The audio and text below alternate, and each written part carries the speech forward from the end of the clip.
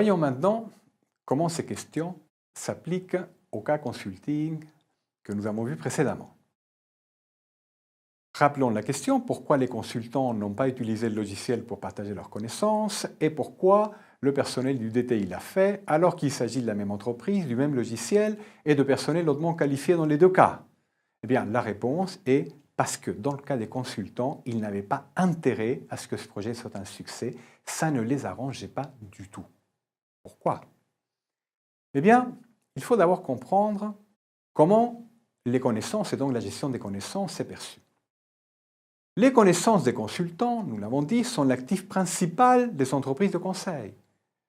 Elles se doivent donc de développer cet actif et de ne pas le partager avec la concurrence. C'est pour ça que c'est un drame chaque fois qu'un expert quitte une entreprise de conseil et passe à la concurrence. Mais le consultant, en tant qu'individu, quand il entend ce discours, il se dit « mais c'est vrai ». Mais si je me l'applique à moi-même, c'est vrai que mes connaissances sont mon actif principal. Je me dois donc de les développer et de ne pas les partager avec la concurrence. Et c'est qui la concurrence directe chez moi? Eh bien, c'est les autres consultants de cette même entreprise, car puisque la devise est soit on monte en grade, soit on part, eh bien, et si on monte en grade sur la base de connaissances que d'autres n'ont pas, alors pourquoi partager ces connaissances qui sont mon actif principal? Pourquoi créer une symétrie d'accès à la connaissance afin que quelqu'un d'autre monte et que moi je dois partir alors que c'était mes connaissances à moi? À l'inverse, le personnel du département technologie de l'information ne travaille pas sur les mêmes bases que les consultants. Leur salaire et leur carrière ne sont pas structurés sur la base de on monte ou on part. Donc, eux, ça les arrange de partager les connaissances. Il n'y a pas de risque du tout à les partager.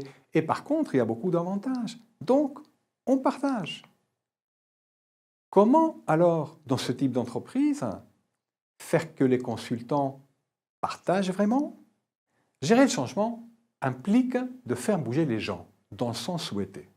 Et pour les faire bouger, il faut les motiver.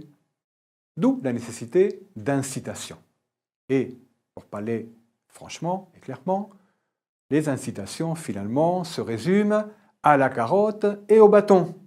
Mais pour faire bouger les gens, vraiment, il faut une grosse carotte et un gros bâton. Sans ça, il n'y a aucune raison qu'ils fassent un pas dans le sens souhaité. Voyons un exemple d'incitation forte. Le cas d'une autre multinationale du conseil, extrêmement prestigieuse, où les consultants ont effectivement partagé leurs connaissances. Pourquoi? Parce que la direction générale a créé des incitations fortes. Que s'est-il passé? Souhaitons partager les connaissances de la même façon que dans le cas consulting que nous avons vu, et voyons que finalement personne ne se jetait à l'eau. À un moment donné, le directeur général de cette entreprise a envoyé un email à tous les consultants dans le monde entier en disant « Le premier vaillant qui se lance à l'eau et qui partagera ses connaissances concernant sa dernière mission et son dernier projet, eh bien, je le fais passer consultant senior plus et j'augmente son salaire de 50% dans les 24 heures. » Cet email ayant été envoyé, au bout d'une heure, quelqu'un a effectivement partagé ses connaissances de sa dernière mission de conseil.